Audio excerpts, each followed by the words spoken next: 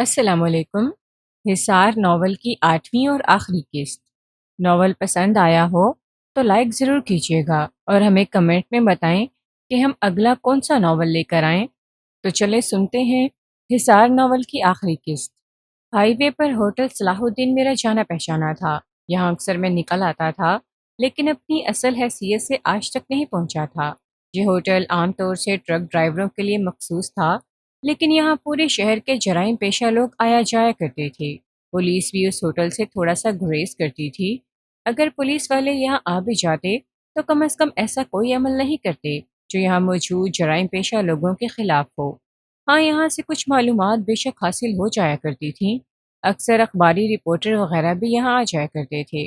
اس وقت بھی ہوٹل صلاح الدین لوگوں سے بھرا ہوا تھا۔ ہوٹل میں دھوئیں کے بادل اور لوگوں کا شور اپنے عروج پر تھا۔ بہت سے شناسا چہرے بھی نظر آ رہے تھے، خاص طور سے ایک شخص جو میرے کالج کے زمانے کا دوست تھا، ایک میز پر بیٹھا ہوا نظر آ رہا تھا۔ اندر داخل ہوتے ہی اس نے مجھے دیکھ لیا اور اپنی جگہ سے کھڑا ہو گیا۔ ارے سکندر اعظم، تم آ جاؤ ادھر، اس نے کہا، اور میں کسی قدر ناخوشگواری محسوس کرتا ہوا اس کی جانب چل پڑا۔ لیکن اس کے قریب پہنچ کر میں نے چہرے کے تاثرات درست کر لیے تھے تاکہ اسے احساس نہ ہو۔ بیچارہ بڑے تپاک سے ملا اور بولا، خیر تو ہے؟ کوئی چھاپا شاپا پڑ رہا ہے کیا یہاں؟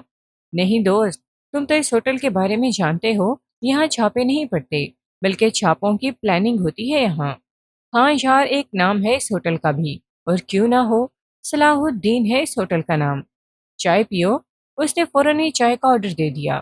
صحت تو بڑی اچھی ہو رہی ہے تمہاری، میں نے اسے غور سے دیکھتے ہوئے کہا۔ بس کھانا پینا اور جان بنانا، اس کے علاوہ اپنا کام ہی کیا ہے؟ چائے کے گھونٹ لیے جاتے رہے۔ میں نے گھڑی میں وقت دیکھا تھا، پھر تھوڑی دیر گزری تھی کہ ایک اور شناسا چہرہ نکل آیا۔ یہ بھی ایک بہت بڑے اخبار کا کرائم رپورٹر تھا اور اس کا نام جواد تھا۔ یہ اپنی فیلڈ میں شیطان کی طرح مشہور تھا۔ مجھ سے بھی بڑی اچھی واقفیت تھی اور شاید وہ صفدر کے بھی شناساؤں میں تھا، کیونکہ دونوں نے بڑی گرم جوشی سے ہاتھ ملایا تھا۔ بڑے بڑے لوگ موجود ہیں بھائی، ایسا لگتا ہے جیسے آج ہوٹل صلاح الدین میں کوئی بڑا کام ہونے والا ہے۔ میں دل ہی دل میں بور ہو رہا تھا۔ شاہ آیا تھا خاموشی سے اپنا ایک کام کرنے، لیکن یہاں مجمع لگ گیا تھا۔ میری مراد ہے کہ یہ دونوں مل گئے تھے اور اوک پٹانگ باتیں شروع ہو گئی تھی۔ میں یہ سوچ رہا تھا کہ کیا کرنا چاہیے۔ ابھی اس شخص کے آنے میں دیر تھی، لیکن پھر بھی یہ لوگ پیچھا کہاں سے چھوڑیں گے؟ دوران گفتگو صفدر نے جواد سے کہا، اور یار وہ کیا چکر ہو گیا تھا پرویز والا؟ کیا ہنگامہ رہا؟ پرویز کو میں بھی جانتا تھا، یہ بھی ایک اخبار کا رپورٹر ہی تھا۔ جواد بولا، مجھے بھی اصل حقیقت نہیں معلوم، سنا ہے کہ پرویز کا رات کو راجہ فیروز کے ساتھ اس کے جہاز پر جھگڑا ہو گیا تھا۔ شار بہت بڑی چیز ہے یہ راجہ فیروز، لیکن پرویز جیسی ڈھیٹ ہڈی بھی ہر ایک سے بھڑ جاتا ہے، یہ سوچے سمجھے بغیر کہ اگلا کیا ہے۔ میرے کان ایک دم کھڑے ہو گئے۔ راجہ فیروز کا نام میرے لیے جس حیثیت کا حامل تھا، میں ہی کیا آپ لوگ بھی جانتے ہیں۔ یہ راجہ فیروز کون ہے؟ میں نے سرسری انداز میں کہا اور جواد مسکرا دیا۔ افسر اعلیٰ صاحب، آپ تو قاضی جی ہیں، سارے شہر کے بارے میں آپ کو معلوم ہونا چاہیے۔ ذرا آپ بتائیے یہ راجہ فیروز کون ہے؟ کیا مطلب؟ ارے بابا، بہت سے لوگ یہ معمہ حل کرنے میں مصروف ہیں کہ راجہ فیروز کون ہے، مگر آج تک کسی کو نہیں پتہ چلا۔ اس کے بارے میں جو تفصیلی رپورٹ ہے وہ یہ ہے کہ 2 سال پہلے شہر میں آیا تھا، کچھ دن اسٹیٹ بروک کرتا رہا اور ساتھ ساتھ انشورنس ایجنٹ بھی، بس اسی سے کچھ رقم کما لی، جس سے ایک چھوٹا سا گھر خرید لیا تھا اس نے۔ اس کے بعد پتہ نہیں کس طرح اس نے ایک ارب پتی کی لڑکی ندرت داؤد کو پھانس لیا۔ یہ ندرت داؤد بھی بس یوں سمجھ لو کہ بادشاہ گھر تھی۔ داؤد فیملی کی کیا ہی بات ہے۔ بہرحال بھائی، اس نے ندرت داؤد سے منگنی کر لی، مگر پتہ نہیں بعد میں یہ منگنی کسی طرح ٹوٹ گئی، جس طرح ہوئی تھی۔ پھر وہ کچھ عرصے سے غائب رہا، اور پھر جب دوبارہ منظر عام پر آیا تو اس طرح کہ وہ ایک بحری جہاز کا مالک تھا۔ اس جہاز کا نام بلیک ایگل ہے، اور راجہ صاحب سچ مچ ہما کے سر پر بیٹھنے سے بادشاہ بن گئے۔ بس یوں سمجھ لو کہ جہاز اس کا مرکز زندگی ہے۔ اس جہاز میں رد و بدل کے بعد اس نے اس کو بلند پیمانے پر جوئے کے اڈے میں تبدیل کر دیا۔ آپ کو یہ بات پتہ نہیں تھی انسپیکٹر صاحب؟ ایسے بڑے بڑے کام ہو جاتے ہیں آپ کے شہر میں، مگر واقعی آپ نے بھی صحیح آنکھیں بند کی ہوئی ہیں۔ ایک بار آنکھیں کھولی تھیں تو آپ کی نوکری ہی چلی گئی تھی۔ یار طنز کر رہے ہو مجھ پر؟ तुम लोग तो मेरे दोस्त हो। ज़रा खुद सोचो, अगर अच्छे कामों के सिलसिले में कोई नुकसान पहुंच जाए तो उसका मजाक उड़ाया जाता है। ये बात तो तुम भी जानते हो कि मैंने एक मुजरिम को एक्सपोज किया था।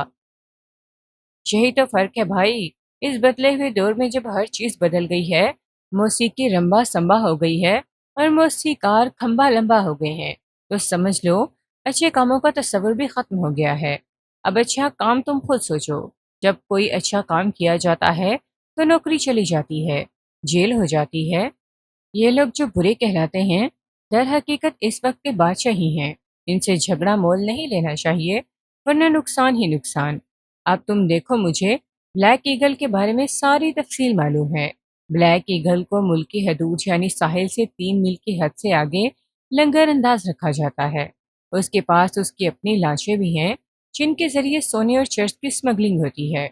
मगर ना तो कोई अखबार ये हिम्मत कर सकता है कि उसके बारे में तफसील छाप दे, और ना ही मकामी पुलिस उसका कुछ बिगाड़ सकती है।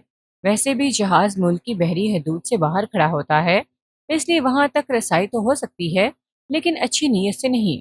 जवाद अपनी मालूमात का इजहार कर रहा था और मेरे पूरे बदन में सनसनी दौड़ रही थी। ये वाकई शर्मिंदगी की बात थी कि मुझे इस बारे में नहीं मालूम था, और मेरा ख्याल है कि खुद नादिया समदानी को भी उस जहाज़ की हकीकत नहीं मालूम होगी, वरना वह सर फिरी भला कहाँ बाज रह सकती थी। या फिर ये भी हो सकता है कि उसके अखबार के मालिक ने उसे इस जहाज़ के बारे में छापने की इजाज़त नहीं दी होगी। लेकिन ऐसा नहीं था, क्योंकि कम अज़ कम इस तरह नादिया समदानी राजा फ़िरोज़ के नाम से तो वाकिफ़ होती।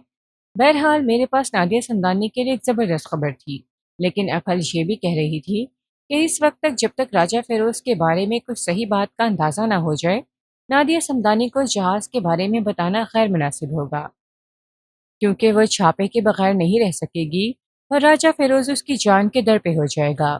लेकिन इस वक्त ये मेरी खुशबख्ती थी कि महज इत्तेफाक की बिना पर मुझे ये बातें मालूम हो गई थी, जिनको मालूम करने के लिए मुझे न जाने कितना सफ़र करना पड़ता। बहरहाल मैंने दिलचस्पी लेते हुए कहा, तुम कह रहे हो कि वो मंजर आम पर नहीं है? आम पर नहीं है, मगर हम लोग क़यामत की निगाह रखते हैं। दुनिया उसके बारे में सवालात करती है, मगर भाई जवाब कौन दे? तुमने देखा है उसे? शार कैसी बातें कर रहे हो? भाई मैं पुलिस ऑफिसर नहीं, बल्कि क्राइम रिपोर्टर हूँ, और मैंने तो अपनी ज़िंदगी का मकसद ये बना लिया है कि जुर्म के पोशीदा राजों से पर्दा हटाऊं। अब ये अलग बात है कि बाज़ मामलात में हमारी माली इमदाद भी हो जाती है। जवाद हंसने लगा। क्या हुलिया है उसका? तुम कहते हो कि तुमने उसे देखा है, जबकि आम लोग उसे नहीं जानते। बल्कि तुम्ही ने कहा है कि हर शख्स ये जानना चाहता है कि राजा फेरोज कौन है। कहा ना, हर शख्स सहाफ़ी तो नहीं होता। राजा फेरोज मजबूत और तंदुरुस्त और तवाना जिस्म का आदमी है, बहुत खूबसूरत नकूश का मालिक। ऐसा कि ख़वातीन उसे देखते ही पक्के आम की तरह टप से उसकी गोद में आ गिरती हैं। नीली आंखें, खूबसूरत चेहरा और बेदाग लिबास पहनता है। मेरा ख्याल है अच्छे अच्छे फिल्मी हीरोज के आगे पानी भरते हैं। वाह, इसमें कोई शक नहीं है जवाद कि मैं एक रिपोर्टर की पहुंच का कायल हूँ। वो जो कहते हैं कि यार कोई मुहावरा है इस सिलसिले में बड़ा अच्छा, मेरे जहन में नहीं आ रहा। मकसद उसका यही है कि जहाँ कोई ना पहुँच पाए, वहाँ फ़लाँ शख्स पहुँच जाता है, और वो फ़लाँ शख्स एक रिपोर्टर ही हो सकता है। वैसे क्या कहते हो, नुदरत दाऊद से उसने मंगनी क्यों ख़त्म कर दी थी? मेरी इस तारीफ से जवाब फैल गया था, और मेरा मकसद भी यही था। कहने लगा, पूरे एतमाद से तो कुछ नहीं कहा जा सकता, अलबत्ता मेरा ख्याल है कि लड़की अक्लमंद थी। उसे किसी तरह पता चल गया कि उसका होने वाला शोहर महज उसकी दौलत के लिए उससे मोहब्बत की एक्टिंग कर रहा है, लिहाजा इससे पहले कि पानी सर से गुजर जाता, उसने मंगनी तोड़ दी। जवाद ने इतना कहकर सफदर की तरफ देखा, जो हमारी इन बातों से काफ़ी बोर दिखाई दे रहा था। मैंने हंसते हुए कहा, शार मेरा भाई बोर हो रहा है। अच्छा जवाद, इतना वक्त देने का शुक्रिया। तुमसे इतनी सारी बातचीत हो गई, अब तुम लोग आपस में। अरे नहीं नहीं, बैठो। नहीं यार, मुझे भी कुछ काम है। ये कहकर मैं उठ खड़ा हुआ। वैसे भी अब उस पुरस्रार शख्सियत से मिलने का वक्त होता जा रहा था, लेकिन जो कुछ मुझे मालूम हुआ था बस यूं समझ लिया जाए कि मेरे लिए बेहद कीमती था। इस तरह लग रहा था जैसे कुदरत मेरी भरपूर मदद कर रही हो, और अब उस पुरस्रार शख्सियत से मिलने का वक्त करीब आ रहा था। मैं अपनी जगह से उठा और होटल सलाहुद्दीन से निकल आया। मैंने उसके आसपास कई चक्कर काटे। 8 बजने में 5 मिनट बाकी थे। मैं वापस आ गया। उस वक्त लोगों की भीड़ कम हो गई। اور میرے لیے سب سے خوشی کی بات یہ تھی کہ جواد اور صفدر یہاں سے چلے گئے تھے اور اس وقت میرا کوئی شناسا ہوٹل میں موجود نہیں تھا۔ میں کونے کی ایک میز پر جا کر بیٹھ گیا۔ ٹھیک 8 بجے ہوٹل کے دروازے سے ایک دراز قامت مگر انتہائی کمزور شخص اندر داخل ہوا۔ اس کا رنگ ہلدی کی طرح زرد تھا، شو لگ رہا تھا جیسے ٹی بی کا مریض ہو۔ اس نے ادھر ادھر نگاہیں دوڑائیں، میری نگاہیں خود اس کا جائزہ لے رہی تھیں اور میرا دل کہہ رہا تھا کہ میرا مددگار اس شخص کے علاوہ اور کوئی ہو ہی نہیں سکتا۔ اس نے مجھ پر نگاہ ڈالی اور پھر تیزی سے میری طرف چل پڑا۔ السلام علیکم، میرا خیال ہے چاند روشن ہے، اس نے کہا۔ آئیے بیٹھیے۔ میرے محسن اور مددگار نے کرسی کھینچی اور بیٹھ گیا۔ ایک بار پھر اسے زور کی کھانسی اٹھی تھی۔ میں نے اسے کہا، چائے منگواتا ہوں آپ کے لیے۔ پھر میں نے اس کے جواب کا انتظار کیے بغیر چائے کے لیے کہہ دیا، وقت بہت کم ہے انسپکٹر صاحب، ہمیں اصل معاملے پر بات کرنی چاہیے۔ آپ بتائیے، میں سن رہا ہوں، میں نے کہا۔ جی، اس نے کہا اور اس کے بعد اسے زور زور سے کھانسی اٹھنے لگی۔ میں اس کی کھانسی بند ہونے کا انتظار کر رہا تھا۔ اس دوران میں نے ویٹر سے اس کے لیے پانی طلب کر لیا تھا۔ ویٹر پانی کا گلاس لے آیا اور اس نے سارا پانی حلق میں اتار کر کہا، جناب علی، میرا نام یوسف ہے، میں علی داؤد کے ہاں خان سامہ کا کام کرتا تھا۔ میرے ذہن میں اچانک بجلی سی گوندی۔ اس شخص کے بارے میں مجھے غالباً نرس اینجلا نے بتایا تھا۔ میں نے اس سے کوئی سوال کرنا چاہا تو وہ جلدی سے بولا، سر جی، آپ مجھ سے کوئی سوال نہ کریں بلکہ میری باتیں سنتے رہیں۔ اس سے پہلے کہ دشمن کی گولیاں میرا سینہ چھلنی کر دیں، آپ میرے بیان کے ضروری حصے نوٹ کر سکتے ہیں۔ ہاں بتاؤ یوسف، میں سن رہا ہوں۔ سر جی، میں پنجاب کے ایک چھوٹے سے چک کا رہنے والا ہوں، عیسائی مذہب سے ہوں۔ میرا اصل نام یوسف مسیح ہے۔ صرف ملازمت حاصل کرنے کی غرض سے میں نے اپنا نام یوسف رکھ لیا تھا، کیونکہ سیٹھ صاحب مذہبی آدمی تھے۔ وہ کسی عیسائی کے ہاتھ کا کھانا پسند نہیں کرتے تھے۔ مجھے بہت اچھا کھانا بنانا آتا ہے، بڑے اعلیٰ درجے کے ہوٹل میں کام کر چکا ہوں، لیکن بس تقدیر جو چیز ہوتی ہے نا، بس اس کے بارے میں کیا کہوں۔ بہرحال میں سیٹھ داؤد کے گھر میں خانسامہ کی حیثیت سے ملازم ہو گیا۔ سیٹھ جی کی پہلی بیوی سے ان کی ایک بیٹی تھی جس کا نام ندرت تھا۔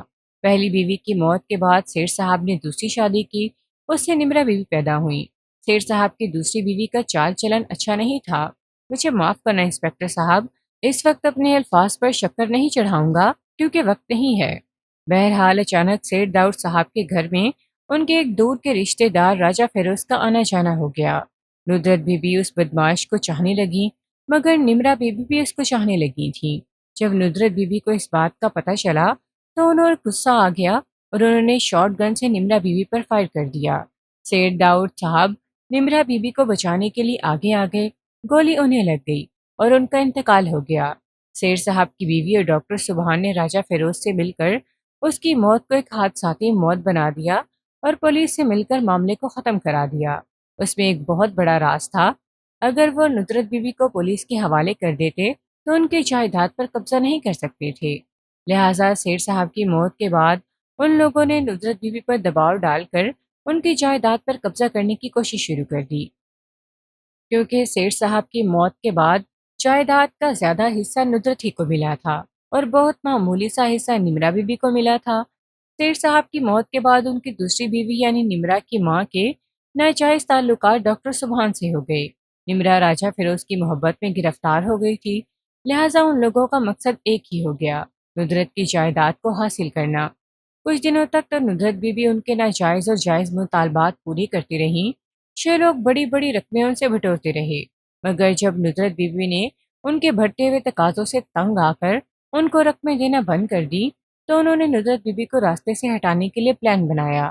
مجھ سے کہا گیا کہ ڈاکٹر سبحان ایک دوائی دیں گے جو ندرت داؤد کو روزانہ کھانے میں ملا کر دے دیا کرنا۔ مجھ سے یہ بات اس لیے کہی گئی تھی کہ مجھے اس لیے رازدار بنایا گیا تھا کہ میں خانسامہ تھا اور میرے بغیر وہ یہ کام نہیں کر سکتے تھے، مگر میں اس قدر بے ضمیر نہیں تھا کہ اس معصوم کو اپنے ہاتھوں سے زہر دے دیتا۔ میں نے اس کے باپ کا نمک کھایا تھا، مجھے معلوم ہو گیا تھا کہ وہ دوائی آہستہ آہستہ اثر کرنے والا زہر ہے۔ ان لوگوں نے مجھے دھمکیاں دی مگر میں دباؤ میں نہیں آیا۔ میں نے ان سے صاف صاف کہہ دیا کہ یہ کام میں نہیں کروں گا۔ اس کے علاوہ وہ لوگ مجھے نکال بھی نہیں سکتے تھے کیونکہ انہیں معلوم تھا کہ صرف میں ہوں جو ان کے راز سے واقف ہو چکا ہوں۔ ایک روز میں اپنی بیوی اور 6 سال کی بچی کے ساتھ چرچ جا رہا تھا۔ میں نے سڑک پار کی اور میری بیوی اور بچے سڑک پار کر رہی تھیں کہ ایک تیز رفتار کار نے ان کو کچل دیا۔ کار موقع سے فرار ہو گئی۔ میں کار کا نمبر نوٹ نہیں کر سکا۔ میری بیوی اور بچی موقع پر ہلاک ہو گئیں۔ یہ تھا میری وفاداری کا انعام۔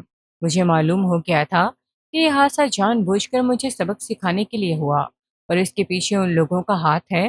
میں بس اتفاقیہ طور پر ہی بچ گیا تھا، ورنہ وہ لوگ تو مجھے بھی ختم کر دینا چاہتے تھے۔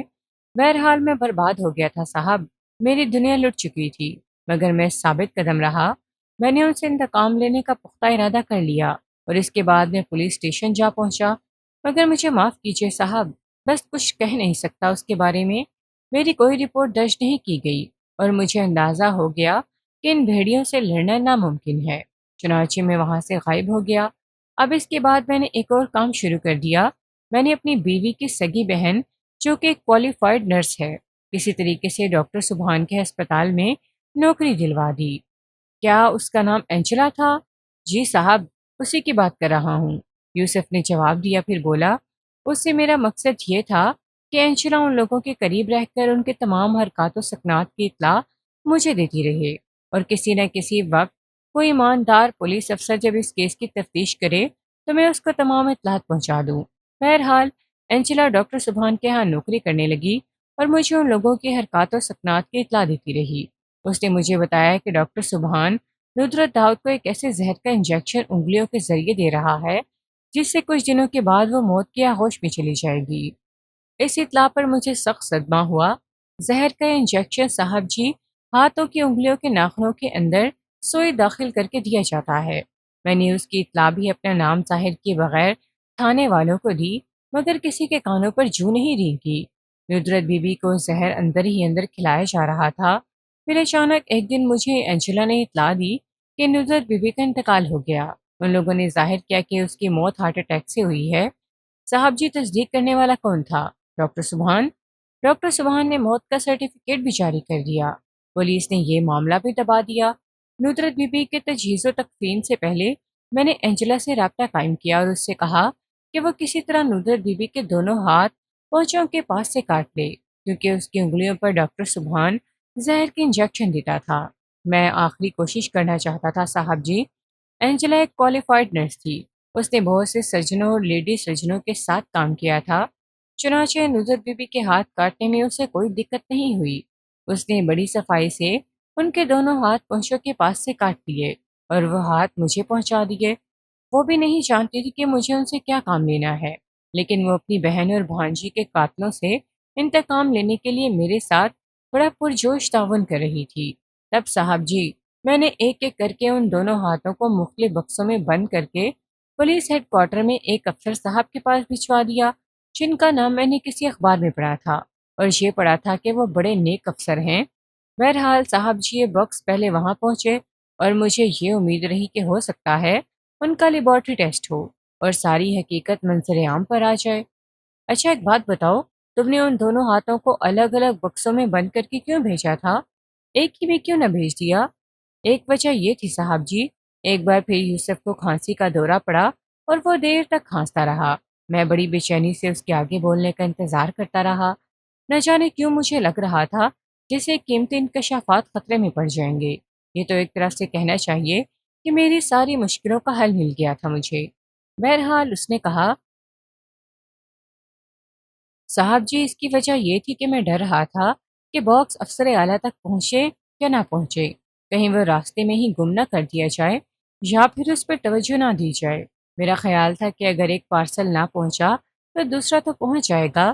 یہ کام میں نے اپنی عقل کے مطابق کیا تھا، مگر مجھے بعد میں معلوم ہوا کہ وہ دونوں پارسل افسر صاحب تک پہنچ گئے اور پھر مجھے پتہ چلا کہ انہوں نے آپ کو اس کیس کی تفتیش پر مامور کر دیا ہے۔ آپ کے بارے میں مجھے پتہ چل گیا تھا کہ آپ ایک ایماندار پولیس آفیسر ہیں اور کسی دباؤ یا اثر و رسوخ میں نہیں آئیں گے، کیونکہ آپ پہلے بھی ایک بڑے آدمی کا شکار ہو چکے ہیں۔ صاحب جی یہ معلومات میں نے آپ کے بارے میں حاصل کر لی تھی اور مجھے خوشی ہوئی ہے کہ میری محنت بیکار نہیں گئی۔ مجھے آپ کی تفتیش کی اطلاع اینجلا سے برابر مل رہی تھی۔ وہ پھر کھانسنے لگا۔ اسے جلدی سے جیب سے کوئی گولی نکالی اور پانی کے گھونٹ سے نکل لی اور اس کو ذرا سا ہوش آیا۔ اس نے کہا، جب سے میری بیوی اور بچی کار حادثے میں کچل کر مری ہے صاحب، اس دن سے بس یوں سمجھ لیجئے کہ زندگی کا ایک ایک لمحہ گن رہا ہوں۔ بس کیا بتاؤں، میں یہ ساری کہانی آپ کو سنا دینا چاہتا تھا۔ نہ جانے کیوں میرا دل اندر سے ڈرتا رہتا تھا کہ میں یہ کہانی کسی ذمہ دار آدمی تک نہیں پہنچا سکوں گا، مگر آج میرے لیے بڑی خوشی کا دن ہے کہ میں نے یہ کہانی آپ کے کانوں تک پہنچا دی ہے۔ باقی سب کچھ تقدیر کے معاملات پر ہے۔ اگر بد کرداروں کو سزا ملنی ہے اور آپ کو کامیابی حاصل ہونی ہے تو قدرت آپ کی مدد کرے گی۔ میرا کام تو پورا ہو گیا، اب آپ کا جو دل چاہے مجھ سے پوچھ لیں، میرا کام پورا ہو چکا ہے۔ مجھے اس کے اندر ایک شگفتگی سی محسوس ہوئی تھی، پھر اچانک ہی میں نے اس سے ایک سوال کیا، یوسف، بتاؤ تم سمینہ ناز کے بارے میں کیا جانتے ہو؟ سمینہ ناز نصرت بی بی کی نوکرانی تھی۔ ان لوگوں نے اس کا منہ بند کرنے کے لیے اسے کافی بڑی رقم دے کر علیحدہ کر دیا تھا۔ وہ بڑے مزے کی زندگی گزار رہی تھی صاحب جی۔ نرس اینجلا نے مجھے بتایا کہ آپ اس سے ملنے جا رہے ہیں۔ بعد میں میری اینجلا سے جو باتیں ہوئیں وہ یہ تھی کہ ان لوگوں نے اسے اس لیے ختم کر دیا کہ وہ کہیں آپ کو صورتحال نہ بتا دے، بلکہ میرا اور اینجلا کا خیال تھا کہ چونکہ وہ ان لوگوں کو بلیک میل کر رہی تھی، اس لیے اس نے آپ کے ملنے کے بعد انہیں بتایا کہ آپ اس سے ملنے آئے ہیں اور صورتحال کے بارے میں معلوم کرنا چاہتے ہیں۔ یا تو اس نے صاحب جی کوئی بڑی رقم مانگی، یا انہیں کوئی اور دھمکی دی، جس کے نتیجے میں ڈاکٹر سبحان کے خاص آدمی ملتانے نے اسے قتل کر دیا۔ ملتانے مر گیا صاحب جی، لیکن میرے دل میں آج تک ایک ہی حسرت رہی ہے۔ ملتانے ڈاکٹر سبحان کے لیے ہر قسم کے غلط کام کیا کرتا تھا، شانی اس نے میری بیوی اور بچی کو مارا ہوگا صاحب جی۔ میرے دل میں آرزو تھی کہ میں اسے اپنے ہاتھوں سے ماروں، مگر ہونی ہو کر رہتی ہے، وہ مر گیا۔ اس نے 100% اسی نے سمینہ ناز کو قتل کیا ہوگا۔ وہ ان لوگوں کے تمام کرتوت جانتی تھی۔ اچھا ایک بات اور بتاؤ۔ پوچھو صاحب جی، سب کچھ پوچھ لو، اب ہمیں کوئی پرواہ نہیں ہے، ہم سمجھتے ہیں ہمارا فرض پورا ہو گیا ہے۔ کیا تمہیں اس بات کا علم ہے کہ اینجلا بھی غائب ہو گئی ہے؟ ہاں صاحب جی، ہمیں علم ہے کہ اس سے آپ کی 2-3 ملاقاتیں ہوئیں۔ اس نے آپ کو کوئی خاص بات نہیں بتائی، مگر میری ہدایت پر جب اس نے آپ کو کچھ کارآمد اطلاعات فراہم کی تو ان لوگوں کو شک ہو گیا۔ جب آخری دفعہ آپ اس کے گھر پر ملنے اس سے گئے تھے تو میری ہدایت کے مطابق وہ آپ کو سب کچھ بتانے والی تھی، مگر صاحب جی اسے اغوا کر لیا گیا۔ وہ لوگ عین موقع پر پہنچ گئے۔ تو اسے کیا قتل کر دیا گیا؟ نہیں صاحب جی، پتہ نہیں انہوں نے ایسا کیوں نہیں کیا۔ مجھے تو تعجب ہوتا ہے اس بات پر۔ آپ کو ایک راز کی بات بتاؤں کہ وہ ڈاکٹر سبحان کے کلینک میں قید ہے۔ اس کلینک میں تہہ خانے وغیرہ بھی ہوں گے۔ ڈاکٹر سبحان پورا پورا جرائم پیشہ ہے، اور پھر دونوں کا گڑھ جو ہے، راجہ فیروز بھی اس کا بہترین ساتھی ہے۔ میں سوچ رہا تھا کہ آج صبح کس کا منہ دیکھا ہے جو اس قدر قیمتی معلومات مجھے حاصل ہوئی ہیں۔ اب تو ایسا لگ رہا تھا جیسے سارے ہتھیار میرے ہاتھوں میں آ گئے ہوں اور وہ سب میرے نشانی کی زد پر ہوں۔ لیکن جلد بازی تو بالکل نہیں کی جا سکتی تھی۔ ابھی بہت سے مرحلے ایسے تھے جو میرے ذہن میں واضح نہیں تھے۔ سب سے پہلا مرحلہ تو یہی تھا کہ اس وقت جب مجھے اس کیس کے بارے میں کوئی شبہ تک نہیں تھا، مجھ پر حملہ کیوں کرایا گیا؟ وہ آدمی جس نے مجھ پر حملہ کیا تھا قتل کیوں کر دیا گیا تھا؟ اور اس کے بعد ملتانے کو میرے پیچھے کیوں لگا دیا گیا؟ انہیں آخر کیا معلومات حاصل تھی؟ کیسے پتا تھا انہیں کہ میں ان کے کیس کی تفتیش کروں گا؟ اگر مجھ پر حملے کرنے والا ملتانے نہ ہوتا تو یہ بھی سوچا جا سکتا تھا کہ یہ کام کسی اور نے کرایا ہوگا۔ میرے دشمن تو اور بھی بہت سے تھے، کوئی ایک تو تھا نہیں۔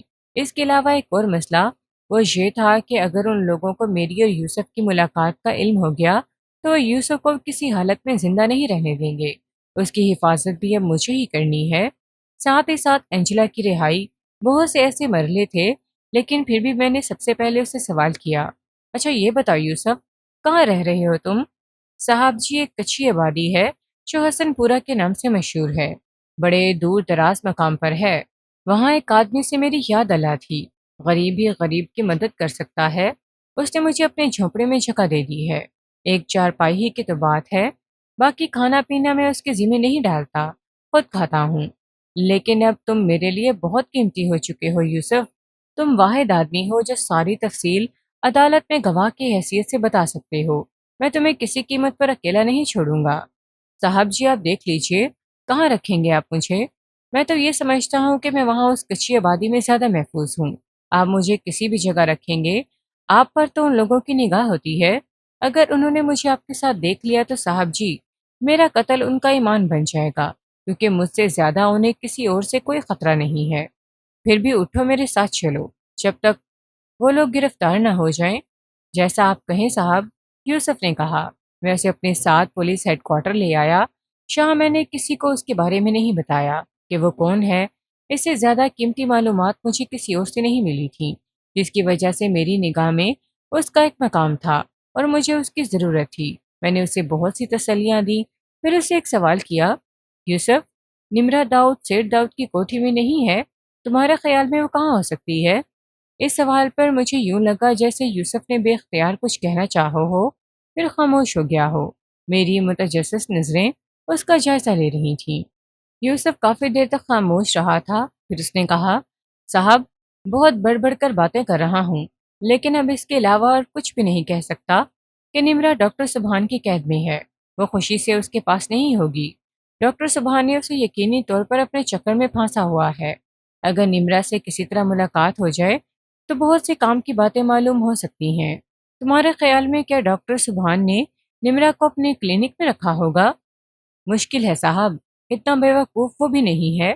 اگر ایسی کوئی بات ہوتی تو وہ خود بھی مشکل میں پھنس سکتا تھا۔ اس سے بڑا ثبوت اس کے خلاف اور کیا ہو سکتا ہے؟ کبھی اینجلا سے اس بارے میں کوئی بات نہیں ہوئی؟ نہیں، کبھی نہیں۔ اسے نمرا کے بارے میں کوئی علم نہیں تھا۔ ارے ہاں، ایک بات بتاؤ۔ اچھا، یاد آیا، اینجلا سے میری ملاقات ہوئی تھی۔ وہ باقاعدہ سیٹ داؤد کی کوٹھی پر رہتی تھی اور اپنی ڈیوٹی انجام دیتی تھی۔ جب نمرا وہاں نہیں تھی تو اینجلا وہاں کیا کرتی تھی؟ اس کے علاوہ اس نے کسی نرس لوسیا کا حوالہ دیا تھا۔ یہ نرس لوسیا آج تک میرے سامنے نہیں آئی۔ کیا تم اسے جانتے ہو؟ جی صاحب، نرس لوسیا کا کوئی وجود نہیں ہے۔ بس آپ یوں سمجھ لیجئے کہ اینجلا اپنی گردن نہیں پھنسانا چاہتی تھی۔ کوئی اسے نمرا کے بارے میں سوال کرتا تو وہ کیا جواب دیتی؟ چنانچہ یہ کہانی اس نے خود سے گھڑی ہوئی تھی کہ ایک اور نرس ہے جو اسے نمرا کے پاس نہیں پھٹکنے دیتی۔ اوہ، حالانکہ اینجلا نے ہی مجھے یہ بات بتائی تھی کہ نمرا اس کوٹھی میں نہیں ہے۔ صاحب، اینجلا کسی بھی طرح ان کی اعلی کار نہیں بننا چاہتی تھی، بس مجبوریاں اس سے سب کچھ کروا رہی تھیں۔ پتہ نہیں بیچاری کس حال میں ہوگی۔ ڈاکٹر سبحان جیسے آدمی سے اس بات کی توقع بھی کی جا سکتی ہے کہ اگر وہ اینجلا کو اپنے لیے نقصان دہ سمجھے گا تو اسے زندگی سے ہی محروم کر دے گا۔ کوئی بات نہیں کہی جا سکتی صاحب۔ میں نے پرخیال انداز میں گردن ہلائی۔ اس وقت میں بہت خوش تھا۔ کٹے ہوئے ہاتھوں کا راز مجھے پتہ چل گیا تھا۔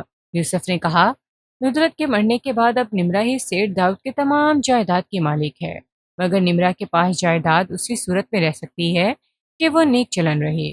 لیکن صاحب جی، نمرا بھی بہت آزاد خیال ہیں، اور اسی عادت کا فائدہ اٹھاتے ہوئے ڈاکٹر سبحان راجہ فیروز اس کو بلیک میل کر کے اسے لمبی لمبی رقمیں اینٹ رہے ہیں۔ آپ دیکھ لیجئے کہ ادھر ڈاکٹر سبحان نے اپنا شاندار کلینک بنا لیا ہے تو دوسری طرف راجہ فیروز کروڑ پتی بن چکا ہے۔ صاحب جی، کوئی کچھ بھی ہو، مجھے اس سے غرض نہیں ہے۔ میں تو بس اپنی بچی اور اپنی بیوی کا انتقام لینا چاہتا ہوں۔ صاحب جی، آپ جب تک ان لوگوں کو کیفرے کے دار تک نہیں پہنچا دیں گے، میری روح تڑپتی رہے گی۔ فکر مت کرو، اب ان کا وقت قریب آ گیا ہے۔ تمہارا بدلہ خود بخود پورا ہو جائے گا۔ میں نے تمہارے لیے بندوبست کر دیا ہے، اور بہت جلد تم دیکھو گے کہ مجرم کٹہرے کے اندر پہنچ چکے ہیں اور ان کی تقدیر ان پر ہنس رہی ہے۔ خدا کرے ایسا ہی ہو صاحب۔ میں نے اسے تسلیاں دی اور اس کے بعد اسے ایک محفوظ جگہ منتقل کر دیا۔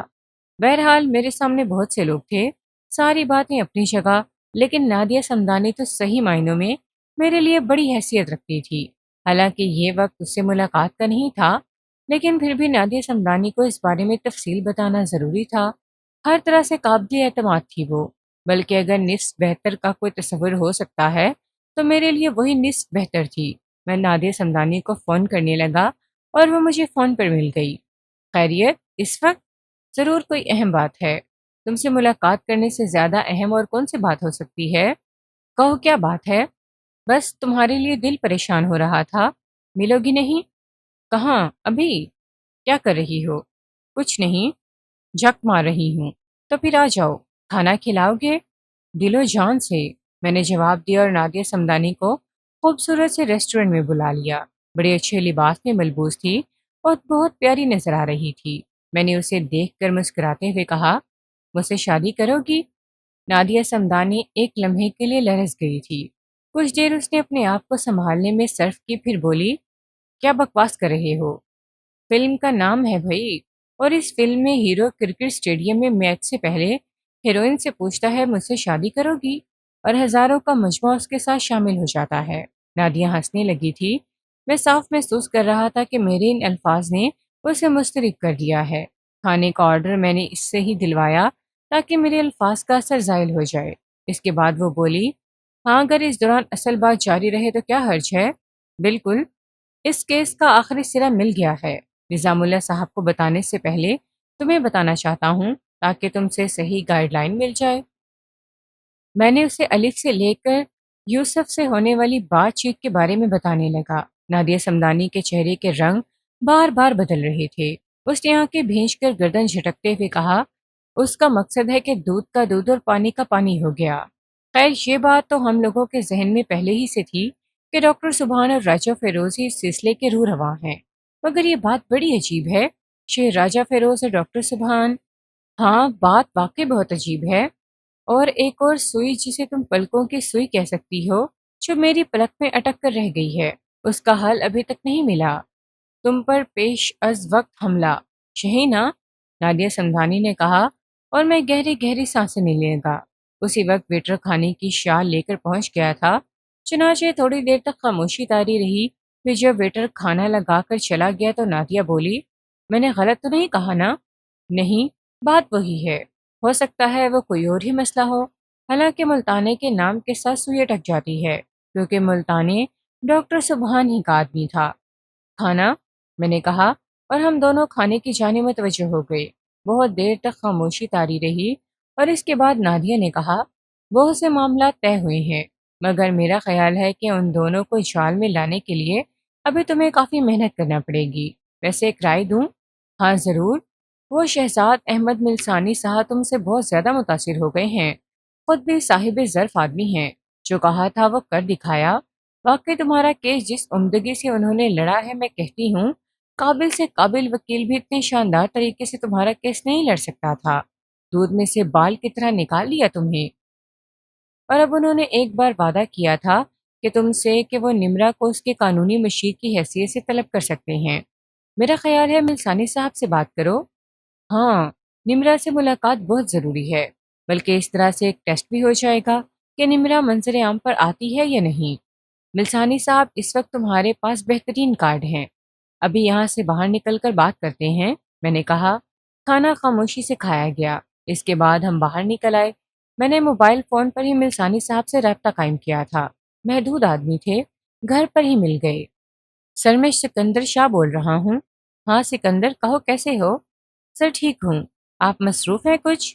نہیں بھائی، گھر پر ہی ہوں، اور بالکل مصروف نہیں ہوں، بلکہ بیگم سے اس بات پر جھگڑا ہو رہا تھا کہ ان دنوں ہم بہت کم گھر سے باہر نکلتے ہیں۔ جی سر۔ چھوڑو، کہو کیا بات ہے؟ سر معاملات آپ کے علم میں ہیں، ہم آپ سے الگ الگ نہیں چل رہے۔ میں چاہتا ہوں کہ آپ کے ذریعے نمرا سے ملاقات ہو جائے، جیسا کہ ہمارے درمیان طے ہوا تھا۔ ہاں ہاں، کوئی حرج تو نہیں ہے۔ ٹھیک ہے، میں کل کوشش کرتا ہوں۔ اس سے رابطہ قائم ہونا اصل کام ہے۔ جیسے ہی رابطہ قائم ہوا ہم اسے مل لیں گے، میں تمہیں اطلاع کر دوں گا۔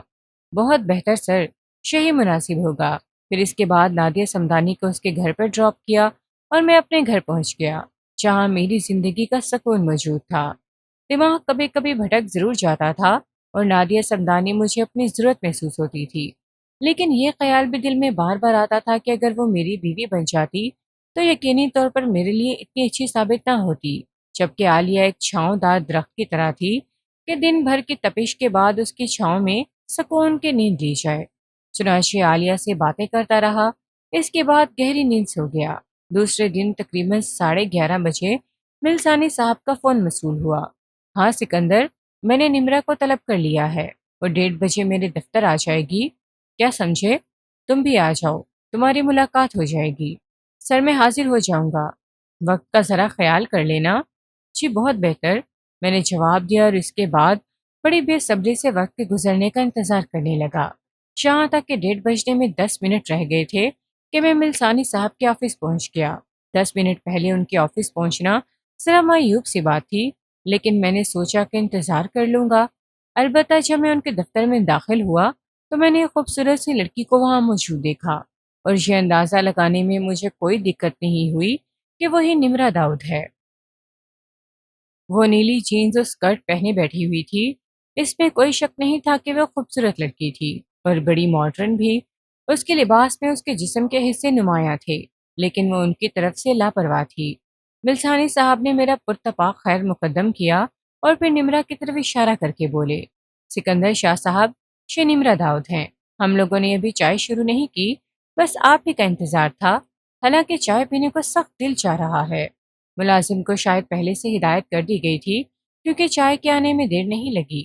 ملازم نے چائے بنا کر سب کے سامنے رکھی اور میں نے چائے کا پہلا سپ لیتے ہوئے کہا، آپ سے مل کر خوشی ہوئی مس داؤد۔ میرے اندر ایک بہت بڑی خرابی ہے کہ میں رسمی باتوں سے گریز کرتی ہوں۔ یہ الفاظ میرے خیال میں خاصے مضحکہ خیز ہیں کہ آپ کو مجھ سے مل کر خوشی ہوئی ہے۔ اس خوشی میں اگر کوئی وجہ ہوتی تو میں بھی مان لیتی کہ آپ بھی سچ بول رہے ہیں، اس نے کہا اور آہستہ سے ہنس پڑی۔ وہ بہت زیادہ اسمارٹ بننے کی کوشش کر رہی تھی۔ میں نے کہا، چلیے آپ یہی کہہ دیجئے کہ آپ کو مجھ سے مل کر کوئی خوشی نہیں ہوئی۔ وہ ایک بے مقصد سی ہنسی ہنس کر خاموش ہو گئی، اور مجھے معلوم ہوا ہے کہ آپ میرے سلسلے میں بڑی مغز ماری کر رہے ہیں۔ آپ کو یہ بتانا بہت ضروری ہے کہ آپ صرف اپنا وقت ضائع کر رہے ہیں۔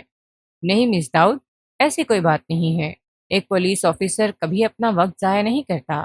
آپ کے بارے میں یہ جاننے کی بھی بڑی خواہش تھی کہ آپ کی نشہ بازی کا علاج آج کل کیسا ہو رہا ہے۔ آپ پولیس آفیسر ہیں نا، اس لیے آپ کو یقینی طور پر فضول باتوں کی بھی اجازت ہوگی، جبکہ آپ کی جگہ اگر کوئی عام آدمی ہوتا تو اس سوال کی جرات نہ کرتا، اور اگر کر بھی لیتا تو میں اسے ایسا جواب دیتی کہ وہ زندگی بھر اسے یاد رکھتا۔ بہرحال میں پوچھتی ہوں کہ آپ میرے معاملے میں ٹانگ نہ اڑائیں۔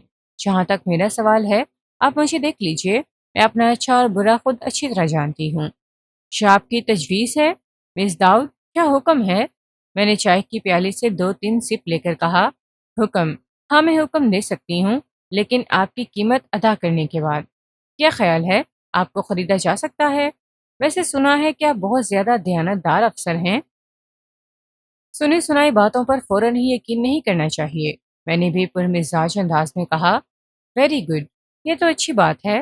اب آپ یہ بتائیے کیا قیمت لیں گے آپ؟ ملسانی صاحب نے ایک طرح سے اپنے آپ کو بے تعلق کر لیا تھا اور خاموشی سے چائے کی پیالی سے کھیل رہے تھے۔ لیکن سوال یہ ہے کہ آپ کیا خریدنا چاہتی ہیں مس داؤد؟ میرے معاملے سے لا تعلقی۔ کیا پیش کرنا پڑے گا آپ کو؟ جو کچھ میں مانگوں گا آپ دے نہیں سکیں گی، اور پھر ملسانی صاحب درمیان میں موجود ہیں، اس لیے کوئی ایسا جملہ بھی نہیں کہہ سکتا آپ سے جو در حقیقت کہنا تو چاہیے۔ بہرحال آپ یہ سمجھ لیجئے کہ ملسانی صاحب کے احترام نے زبان بند رکھنے پر مجبور کر دیا ہے۔ ہاں البتہ آپ مجھے اپنی داستان سنائیے۔ اگر اس میں کوئی ایسی ضرورت محسوس ہوئی کہ میں آپ سے لا تعلق ہو جاؤں تو وہ ضرورت تو پوری کی جا سکتی ہے۔ نمرہ داؤد نے پھر حقارت بھری مسکراہٹ کے ساتھ مجھے دیکھا، اور اس کے بعد چائے کا آخری گھونٹ لے کر پیالی رکھ دی، اور اس کے بعد بولی، ٹھیک ہے، مجھے منظور ہے۔ وہ خاموش ہو گئی۔ ملسانی صاحب اب بھی خاموش بیٹھے ہوئے تھے۔ تھوڑی دیر تک وہ خاموش رہی، پھر اس نے کہا، جناب عالی، مجھے افسوس ہے کہ میں نے آپ کی دیانتداری پر شک کیا اور آپ کو رقم کی پیشکش کی۔ یہ حقیقت ہے کہ میں اپنے خاندانی معاملات میں کسی کی مداخلت نہیں چاہتی، اور اس کی بنیادی وجہ یہ ہے کہ دنیا پر مجھے کم ہی اعتبار ہے۔ حالانکہ لوگ اپنی مشکلات کا حل پولیس سے چاہتے ہیں، میں پولیس کے بارے میں ایک لفظ بھی نہیں کہوں گی، کیونکہ میرا کبھی واسطہ ہی نہیں پڑا آپ لوگوں سے۔ خیر، اب میں آپ سے یہ کہہ سکتی ہوں کہ مجھے آپ جیسے دیانتدار شخص کی مدد کی ضرورت ہے۔ اور سچی بات اور بھی کہوں آپ سے، جو میں نے تلخ گفتگو کی، اس کی وجہ بھی یہی تھی کہ میں آپ کو اندر سے ٹٹولنا چاہتی تھی۔ میں نہیں جانتی تھی کہ آپ کس طرح کے آدمی ہیں۔ جو باتیں میں نے کہیں وہ آپ کو ناگوار تو گزری ہوں گی، لیکن یوں سمجھ لیجئے کہ عمر نے ایک مختصر سا تجربہ مجھے بھی دیا ہے، اور اسی تجربے کے تحت میں آپ سے بات کر رہی تھی۔ یہ سچ ہے سکندر شاہ صاحب کہ میں بہت زیادہ خوفزدہ ہوں۔ میں یقین سے نہیں کہہ سکتی کہ میرا کیا ہونے والا ہے۔ اور آپ کو ایک بات اور بتاؤں، اب تک جو کچھ آپ نے کیا ہے وہ خود آپ کی زندگی کے لیے بھی اتنا خطرناک ہے۔ میں نہیں جانتی کہ آپ نے اس خطرے کو اتنا ہی محسوس کیا ہے جتنا یہ ہے۔ کیا آپ اتنی گہرائی تک نہیں پہنچ سکے؟ وہ لوگ آپ کی جان کے سخت دشمن ہو رہے ہیں، اور اس وقت شاید ان کی زندگی کا سب سے بڑا مشن یہ ہے کہ آپ کو ختم کر دیا جائے۔ وہ لوگ؟ ہاں، آپ ان کا نام بھی لے سکتی ہیں۔ کیا آپ بھی ان کا نام لے سکتی ہیں؟ آپ کے ذہن میں کون ہے مجھے بتائیے۔ راجہ فیروز اور ڈاکٹر سبحان، سیدھی سیدھی بات ہے۔ ہاں، دونوں ایک ہیں، نمرا نے بے خوفی سے جواب دیا۔ مگر وہ مجھے کیوں جان سے مار دینا چاہتے ہیں؟ اس لیے کہ آپ نے ان کے لیے مصیبت کھڑی کر دی ہے۔ وہ قاتل ہیں، اسمگلر ہیں، بلیک میلر ہیں، سب کچھ ہیں وہ۔ ان کا راستہ کاٹنے والا کوئی بھی نہیں تھا۔ لیکن آپ کا نام ان کے لیے بڑی اہمیت کا حامل ہے۔ کیا آپ اس بات پر یقین کریں گے کہ وہ آپ کے اس معاملے میں ٹانگ اڑانے سے پہلے ہی آپ کو ختم کر دینا چاہتے ہیں؟ کیونکہ عابد کھلانا کا کیس ان کی نگاہوں کے سامنے تھا۔ عابد کھلانا کے سلسلے میں آپ کو کچھ ناکامی ہوئی تھی، لیکن ہر آدمی عابد کھلانا نہیں ہوتا۔ وہ لوگ آپ کے بارے میں گفتگو کرتے رہتے ہیں اور انہوں نے اپنے راستے کی رکاوٹوں پر بڑی ذمہ داری کے ساتھ گفتگو کی ہے اور پلاننگ کی ہے۔ آپ اس پلاننگ کا پہلا حصہ تھے۔ وہ لوگ اس بات کے خواہش مند ہیں کہ آپ کو ختم کر دیا جائے، اور سچی بات یہ ہے کہ اب وہ شرمندہ ہیں اور آپس میں گفتگو کرتے ہوئے کہتے ہیں کہ دیکھا وہی ہوا۔ صرف ایک خیال کے تحت وہ لوگ راستے کی رکاوٹ شانی آپ کو زندگی سے دور کر دینا چاہتے تھے، لیکن اس وقت انہوں نے سنجیدگی سے کام نہیں لیا، اور آج وہ کہتے ہیں کہ ان کے خدشے اور اندیشے بالکل سچ تھے۔ آپ نے غالباً انہیں کروڑوں روپے کے سونے سے محروم کر دیا ہے، اور اس بات سے وہ بری طرح تلملا رہے ہیں۔ اچھا، ایک بات بتائیے، آپ کو اس کیس کی تفتیش یعنی ہمارے معاملات میں دخل دینے کا خیال کیسے آیا؟ ہاں، آپ مجھ پر پیشگی حملے کا تذکرہ خود ہی کر چکی ہیں، اور آپ یقین کریں کہ آپ نے ایک ایسا انکشاف کیا ہے جس نے میرے ذہن میں ایک الجھی ہوئی گرہ کو کھول دیا ہے۔ تو وہ لوگ اس طرح کے لوگوں کو درمیان سے ہٹا دینا چاہتے تھے جو ان کے خلاف کام کر سکتے ہیں۔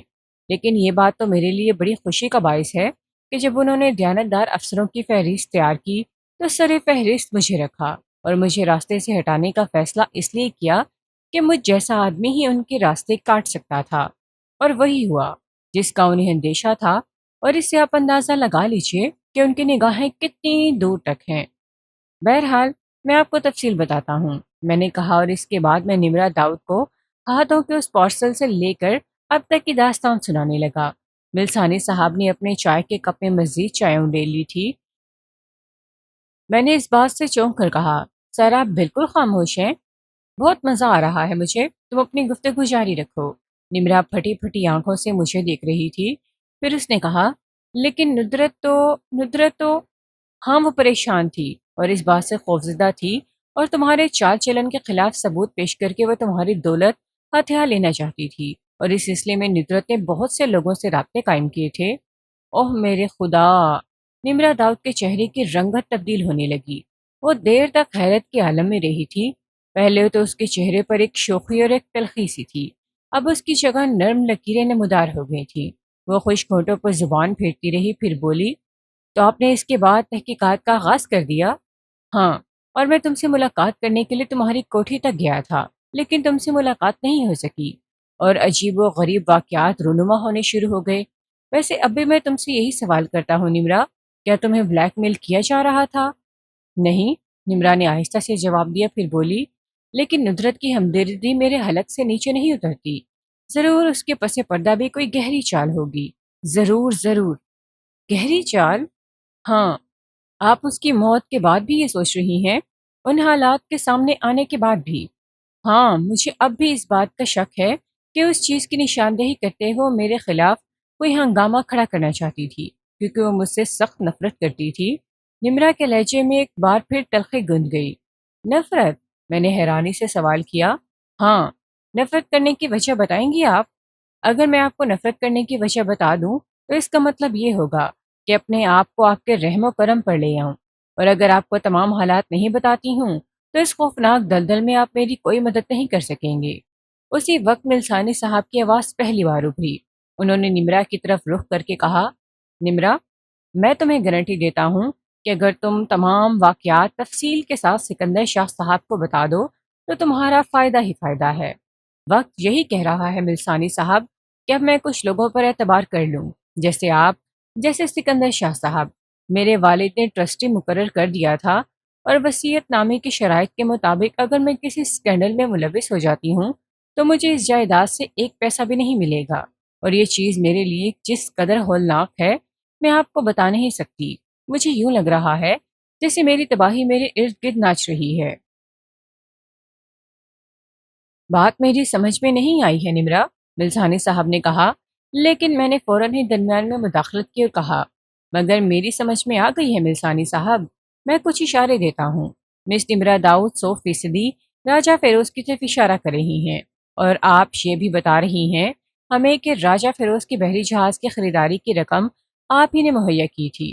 نمرا داؤد اس قدر بے اختیار ہوئی کہ اپنی جگہ سے کھڑی ہو گئی، دونوں ہاتھ میز پر رکھ کر مجھے گھورنے لگی، پھر تھکے تھکے سے انداز میں واپس کرسی پر بیٹھ گئی اور گہری گہری سانسیں لیتی ہوئی بولی، اس کا مطلب ہے کہ بات بہت آگے نکل گئی ہے، آپ کو اس بارے میں بھی معلوم ہو چکا ہے؟ ہاں مس نمرا داؤد، ظاہر ہے میں جھک نہیں مار رہا۔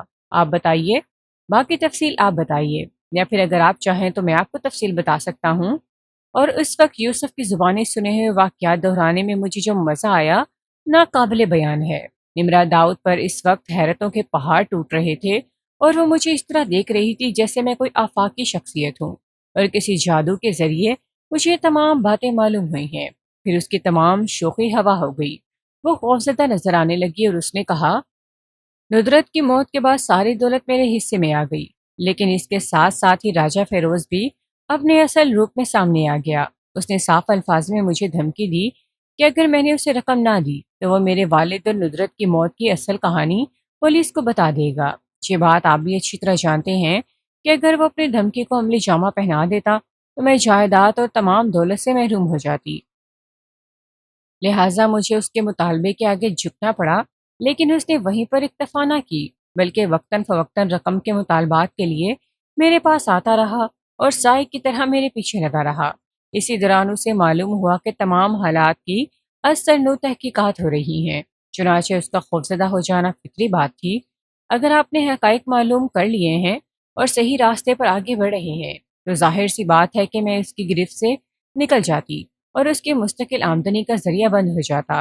یہ ہے تمام صورتحال۔ میرا اپنا کوئی کردار نہیں ہے، میں بے شک ایک دولت مند باپ کی بیٹی ہوں، لیکن جس طرح دشمنوں میں گھر گئی ہوں اور جس طرح میری شخصیت بھی وقت ہو گئی ہے، اب آپ کو بھی اس کا اندازہ ہو چکا ہوگا انسپکٹر صاحب، میں سخت مصیبت میں ہوں۔ مجھے بتائیے میں کیا کروں؟ کیا کوئی ہے اس دنیا میں جو میری مدد کر سکے؟ کیا انسان اس طرح بھی بے سہارا ہو جاتا ہے؟ میرے ساتھ جو بھی برا سلوک ہوگا میری بے بسی اور بے کسی کی وجہ سے ہوگا۔ نمرا کی آواز بھر آ گئی، اس نے اپنی ذات پر جو سختی کا خول چڑھا رکھا تھا وہ یک دم ختم ہو گیا اور وہ ایک نرم شخصیت نظر آنے لگی۔ میں اور ملسانی صاحب خاموش تھے۔ کچھ دیر کے بعد میں نے ملسانی صاحب سے کہا، کیا فرماتے ہیں ملسانی صاحب؟ کیا نمرا کا بیان مجسٹریٹ کے روبرو قلم بند کرا لیا جائے؟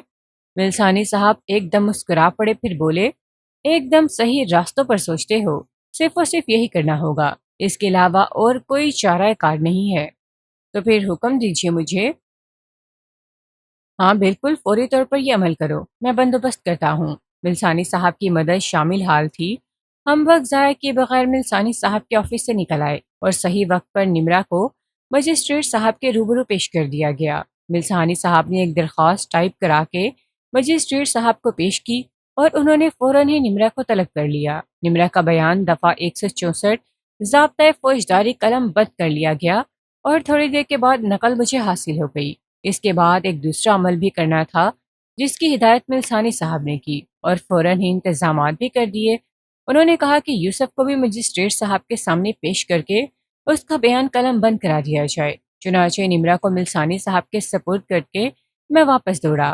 مجسٹریٹ صاحب کے اٹھنے سے پہلے یوسف کو یہاں لے آنا تھا اور یہ کام بھی آسان ہو گیا۔ یوسف کا بیان بھی مجسٹریٹ کے سامنے کرا لیا گیا اور اب میں فولاد سے زیادہ مضبوط تھا۔ اب میرے پاس ملزمان کو گرفتار کرنے کے لیے کافی ثبوت تھے۔ اس کے علاوہ اب یہ بات بھی میری سمجھ میں آ گئی تھی کہ ندرت داؤد نے جب یہ دیکھا کہ راجہ فیروز اس کی دولت کے لیے اس سے محبت کا اظہار کر رہا ہے تو اس نے نہ صرف اپنی منگنی ختم کی بلکہ اس نے نمرا کو بھی منع کیا کہ وہ راجہ فیروز کے چنگل میں نہ پھنسے۔ لیکن نمرا نے اس کی بات کی طرف توجہ نہیں دی تو ندرت یقینی طور پر اسے دھمکیاں دینے لگی ہوگی۔ اس کے ساتھ ہی اس نے یہ بھی کہا ہوگا کہ وہ پولیس کو اس جانب متوجہ کر لے گی، اور اس نے اس کام کے لیے بھی کیا، اور یہی وجہ تھی کہ ندرت کو اپنے طرز عمل کے باعث موت کی آغوش میں جانا پڑا۔ اور اس کا تمام تر صحرا ڈاکٹر سبحان کے سر تھا۔ وہ لوگ یہی چاہتے تھے کہ دولت نمرا کو منتقل ہو جائے۔ راجہ فیروز اور ڈاکٹر سبحان یہ پورا ڈرامہ کھیل رہے تھے اور نمرا کو بے وقوف بنایا جا رہا تھا۔ اس وقت یوسف نے اپنا فرض پورا کرنے کی کوشش کی اور نمرا کو سمجھایا کہ ان کے اشاروں پر چلنے سے تباہی کس طرح اس تک پہنچ سکتی ہے، اور جب یہ بات ان لوگوں کو معلوم ہوئی تو انہوں نے یوسف کی بیوی اور بچی کو کار سے کچلوا دیا۔ اب اس بات میں کوئی شک و شبے کی گنجائش نہیں رہی تھی کہ ڈاکٹر سبحان اور راجہ فیروز دونوں قاتل، اسمگلر اور بلیک میلر تھے۔ نادیہ سمدانی سے اس تمام سلسلے میں گفتگو ہوئی تو اس نے کہا، ان لوگوں پر ہاتھ ڈالنا آسان کام نہیں ہوگا، ایک مضبوط پشت رکھتے ہیں وہ۔ دیکھو میں تمہیں بتائے دیتی ہوں، پہلے بھی تم اس تجربے سے دو چار ہو چکے ہو۔ کسی ایسے آدمی کے خلاف کام کرنے سے پہلے اپنی پشت اتنی مضبوط کر لو اور اپنے پاس اتنے اعلیٰ ثبوت مہیا کر لو کہ تصحیح کی گنجائش نہ رہے۔ انہیں معلوم ہونے سے پہلے ان پر کامیاب حملہ کرو، اسی میں کامیابی کا راز چھپا ہوا ہے، ورنہ سانپ اگر ہوشیار ہو جائے تو پھر اس کے پھن پر ہاتھ ڈالنا آسان کام نہیں ہوتا۔ کیا رائے ہے عظیمہ کا؟ میں نے پرمزاح انداز میں کہا۔ بتاؤں؟ یہ کوئی پوچھنے کی بات ہے؟ تو پھر سب سے پہلے ندرت داؤد کی قبر کھدواؤ، اس کا پوسٹ مارٹم کراؤ، تاکہ یہ شہادت بھی مل جائے کہ اسے زہر دے کر ہلاک کیا گیا ہے۔ مائی گاڈ! شہر محکمہ پولیس میں خواتین کی بھی بھرپور گنجائش ہوتی ہے۔ کیوں، بہت زبردست سمجھتے ہو محکمہ پولیس کو؟ جناب میں جرنلسٹ ہوں، سمجھ رہے ہو نا؟ اس سے آگے کچھ مت کہلواؤ۔ اوکے بھائی اوکے۔ اب اس سلسلے میں ایس پی نظام اللہ صاحب بھی میری مدد کر سکتے تھے، چنانچہ ان کی خدمت میں پیش ہو کر اب تک کے حالات سے ان کو آگاہ کیا۔ نظام اللہ صاحب نے گردن ہلا کر مسکراتے ہوئے کہا، اگر تم یہ سمجھتے ہو کہ میں یا کوئی بھی اعلیٰ پولیس افسر صحیح راستوں میں رکاوٹ ڈالے گا تو میرا خیال ہے چند افراد تو ایسا کر سکتے ہیں، سب نہیں۔ میں اس سلسلے میں بات کرتا ہوں۔ اور اس کے بعد انہوں نے ڈسٹرکٹ مجسٹریٹ سے رابطہ قائم کیا اور تمام بات کرنے کے بعد انہوں نے مجھ سے کہا کہ میں مجسٹریٹ صاحب کے نام ایک درخواست لکھوں جس میں ندرت داؤد کی قبر کھدوا کر پوسٹ مارٹم کروانے کی اجازت طلب کی جائے۔ اس سلسلے میں نظام اللہ صاحب نے خود میری مدد کی اور اپنے ریمارکس کے ساتھ یہ درخواست مجسٹریٹ صاحب کو بھیج دی۔ ڈسٹرکٹ مجسٹریٹ نے ہماری درخواست منظور کرتے ہوئے ایک مجسٹریٹ صاحب کی ڈیوٹی بھی لگائی جن کی موجودگی میں قبر کی کھدائی ہونا تھی۔ بہرحال اس تمام تر کارروائی میں خاصا وقت لگ گیا تھا اور اس سلسلے میں میری انتہائی حد تک کوشش تھی کہ کسی کو اس کی بھنک نہ پڑ جائے، لیکن دفتری کارروائی بھی ضروری تھی۔ ایک ایک لمحہ مجھ پر بھاری گزر رہا تھا۔ ادھر ایسائی زیدی ہر لمحے میرا معاون تھا۔ یہ قابل اعتماد شخص ہر طرح سے میرے ساتھ تعاون کرتا تھا، لیکن اس کے باوجود اس وقت میری ذہنی کیفیت خراب تھی۔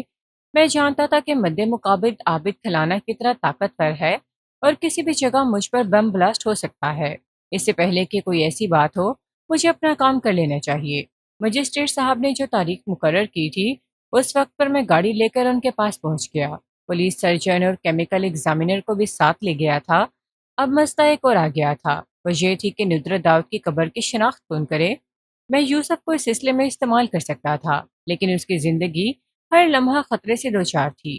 ایسی صورت میں مجھے یاد آیا کہ ملسانی صاحب نے مجھ سے کہا تھا کہ وہ ندرت داؤد کے جنازے میں شریک ہوئے تھے۔ میں خوشی سے اچھل پڑا۔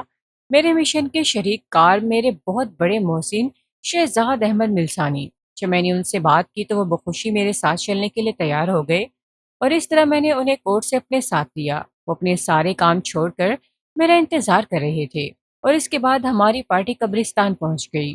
ملسانی صاحب نے قبرستان جاتے ہی ایک قبر کی نشاندہی کی اور گورکن سے کہہ کر مجسٹریٹ صاحب اور ڈاکٹر صاحب کی موجودگی میں قبر کی کھدائی شروع کی گئی۔ آخر کار کھدائی مکمل ہوئی اور گہرائی میں ایک لاش نظر آئی، لیکن جب مٹی ہٹا کر لاش کو دیکھا گیا تو ہماری آنکھیں پھٹی کی پھٹی رہ گئیں۔ یہ ایک مردہ کی لاش تھی جس کو مرے ہوئے ایک دو دن ہوئے تھے۔ میں سکتے کے عالم میں کھڑا ہوا اس قبر کو دیکھ رہا تھا۔ کیا ہوا تھا یہ؟ مجسٹریٹ صاحب سوالیہ نگاہوں سے مجھے دیکھ رہے تھے اور ادھر شہزاد احمد ملسانی کی صورت بھی دیکھنے کے قابل تھی۔ وہ اپنے چشمے کو درست کر رہے تھے، لیکن چشمہ بار بار ان کے ناک سے پھسل رہا تھا۔ آخر کار میں نے لرزتی ہوئی آواز میں کہا، ملسانی صاحب، آپ کو قبر کی نشاندہی کرنے میں غلط فہمی تو نہیں ہوئی؟ نہیں بھائی، میرا حافظہ اتنا کمزور نہیں ہوا۔ میں یقین کے ساتھ کہہ سکتا ہوں کہ ندرت داؤد کو اسی قبر میں دفن کیا گیا تھا، تو یہاں مرد کی لاش کیسے آ گئی؟ مجسٹریٹ صاحب نے کسی قدر طنزیہ انداز میں کہا، اس کا جواب میں نہیں دے سکتا، لیکن میں دعوے سے کہہ سکتا ہوں کہ یہی وہ قبر ہے جس پہ نصرت داؤد کو دفن کیا گیا تھا، اور اس میں بھی کوئی بہت ہی گہرا چکر ہے۔ آپ لوگوں کو اگر میری دماغی حالت پر شک ہے تو دوسری بات ہے، اور اگر آپ سمجھتے ہیں کہ میری دماغی حالت درست ہے تو پھر یہ سمجھ لیجئے کہ یہ وہی قبر ہے جس میں نصرت داؤد کو دفن کیا گیا تھا، کوئی اور قبر نہیں ہے یہ۔ میرے ہوش و حواس ساتھ نہیں دے رہے تھے، میں سوچ رہا تھا کہ کیا انہوں نے نصرت داؤد کی لاش کسی اور جگہ منتقل کر دی ہے۔ وہ جس قدر صاحب اختیار اور باخبر لوگ تھے، انہیں ضرور اس بات کا علم ہو گیا ہوگا۔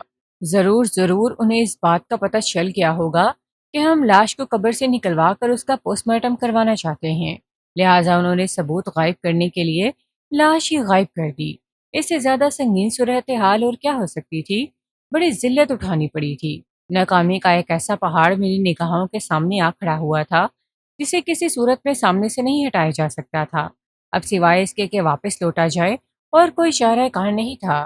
مجسٹریٹ صاحب اور پولیس سرجن سے معذرت کی اور آخر کار ہم لوگ واپس چل پڑے۔ زیدی میرے ساتھ ہی تھا۔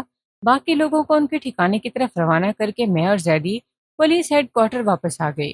زیدی اس سارے معاملے میں پوری طرح ملوث تھا۔ اپنے کمرے میں آ کر میں بیٹھ گیا اور میں نے کہا، یار زیدی، بہت عمدہ قسم کی چائے منگواؤ۔ سارا پلان چوپٹ ہو گیا اور ہم لوگ بڑی تاریکی میں جا پڑے۔ سر میں ابھی منگواتا ہوں، زیدی نے کہا اور باہر نکل گیا۔ میرا دماغ بھائیں بھائیں کر رہا تھا۔ آنکھوں کے سامنے غصے کی شدت سے تاریکی چھاتی جا رہی تھی۔ ملسانی صاحب ایک ہوش مند انسان تھے، کبھی غلط بیانے سے کام نہیں لے سکتے تھے۔ وہ جس اعتماد کے ساتھ مسلسل یہ کہے جا رہے تھے کہ قبر وہی ہے، وہ اعتماد بے مقصد نہیں تھا۔ اچانک ہی میرے ذہن میں ایک بجلی سی کون گئی۔ اگر قبر میں سے وہ لاش نکال کر دوسری قبر میں لاش دفن کی گئی ہے تو اس سلسلے میں گورکن کی مدد ضرور حاصل کی گئی ہوگی۔ عام لوگ یہ کام خود مشکل سے ہی کرتے ہیں اگر وہ بہت بڑے اور باقاعدہ جرائم پیشہ نہ ہوں۔ ہو سکتا ہے ان لوگوں نے لاش تبدیل کرنے کے لیے گورکن کی مدد حاصل کی ہو۔ پولیس کے تو اپنے ہر طرح کے لوگ ہوتے ہیں، لیکن عام لوگوں کو اس طرح کے ٹیکنیشین حاصل نہیں ہو سکتے۔ میں نے بے چینی سے زیدی کا انتظار کیا اور جیسے ہی وہ واپس آیا میں نے اپنا ذہن اس کے سامنے کھول دیا۔ ویری گڈ سر، بالکل ٹھیک کہہ رہے ہیں آپ۔ چائے پیجیے، میں گورکن کو اٹھا کر لاتا ہوں۔ ہری اپ زیدی، ہری اپ، میں نے چٹکی بجا کر کہا۔ سر آپ بالکل فکر نہ کریں، میں اسے زمین کی گہرائیوں سے بھی کھود کر نکال لاؤں گا۔ زیدی بھی میری طرح جذباتی ہو رہا تھا، چنانچہ وہ چند سپاہیوں کو لے کر جیپ میں بیٹھ کر چلا گیا۔ میرے سامنے تھوڑی دیر کے بعد چائے آ گئی تھی۔ نہ جانے کیوں میرا دل اس بات کی گواہی دے رہا تھا کہ گورکن کو ان کے بارے میں ضرور معلومات حاصل ہوں گی۔ بہرحال زیدی گورکن کو لے کر آیا اور ہم لوگ اسے ڈرائنگ روم میں لے گئے، جہاں کا ایک نظارہ ہی اچھے اچھوں کو زبان کھولنے پر مجبور کر دیتا ہے۔ گورکن تو خیر ایک معمولی سا آدمی تھا۔ کیا نام ہے تمہارا؟ نسرو ہے صاحب جی۔ کب سے اس قبرستان میں مردے دفناتے ہو؟ جب سے پیدا ہوا ہوں جناب۔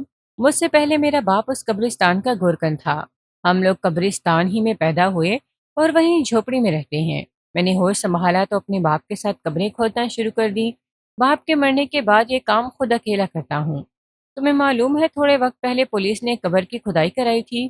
جی صاحب، پولیس کا کام تھا، اگر مجھے بلاتے تو میں یہ کام کر دیتا۔ جس قبر کو ہم نے آج کھدوایا، کیا اسے دوبارہ کھودا کیا تھا؟ جی صاحب، میرا دل تو چاہتا تھا کہ آپ کو آ کر یہ بات بتاؤں، مگر صاحب مجھے پولیس سے ڈر لگتا ہے۔ کیا مطلب؟ صاحب جی اس میں ایک لڑکی کی لاش تھی۔ تو پھر؟